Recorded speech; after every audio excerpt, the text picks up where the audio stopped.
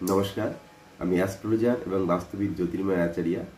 শুক্র গ্রহ 7ই মার্চ বৃহস্পতিবার সকাল 10টা 47 মিনিটে কুম্ভ রাশিতে প্রবেশ করছে এবং 31শে মার্চ বিকেল 4টা 46 মিনিট পর্যন্ত কুম্ভ রাশিতে অবস্থান করবে। শুক্র গ্রহ এই কুম্ভ রাশিতে অবস্থান করাকালীন 12টি রাশির ক্ষেত্রে যে বিষয়গুলোতে প্রচুর পরিবর্তন আসতে চলেছে, যেমন মেষ রাশির ক্ষেত্রে আপনারা বাড়ি গাড়ি কিনতে পারেন, সেক্ষেত্রে শুভ ফলাফল পাওয়া যাবে, সৌভাগ্য সম্মান এবং অর্থ বৃদ্ধি পাবে। বৃষ রাশির ক্ষেত্রে কিছু কিছু বিষয়ে অমঙ্গলের সম্ভাবনা থাকবে, বন্ধুদের থেকে ক্ষতির সম্ভাবনা রয়েছে, সেই বিষয়ে সতর্কতা নিয়ে চলতে হবে।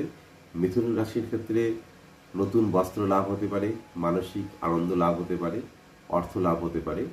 কর্কট রাশির ক্ষেত্রে আর্থিক উন্নতির সম্ভাবনা রয়েছে এবং সম্পত্তি লাভ হতে পারে।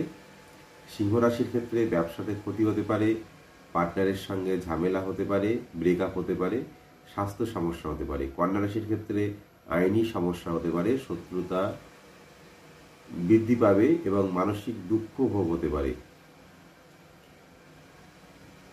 স্ত্রী জাতির উপরে এই সময়ে কোনো খারাপ ধারণা আপনার তৈরি হতে পারে, কোনো খারাপ অভিজ্ঞতা থেকে।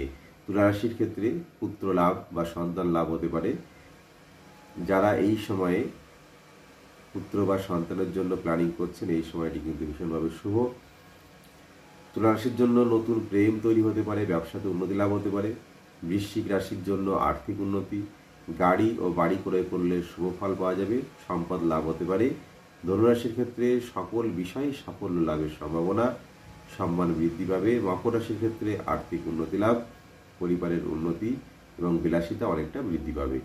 কুম্ভ রাশির ক্ষেত্রে অর্থ লাভ হতে পারে, সজ্জার সুখ পাওয়া যাবে, নতুন বস্ত্র লাভ, শত্রুতা নাশ হবে, অর্থাৎ শত্রুতা থেকে আপনি জয় লাভ করতে পারবেন।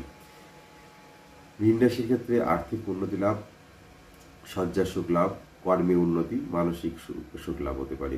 জ্যোতিষ এবং বাস্তু সংক্রান্ত যে কোনো বিষয়ের জন্য সঠিক পরামর্শের জন্য আপনারা সরাসরি আমার ব্যক্তিগত ফোন নম্বরে যোগাযোগ করতে পারেন অনলাইন কনসালটেন্সির জন্য।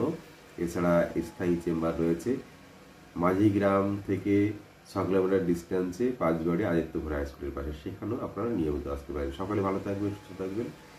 নমস্কার।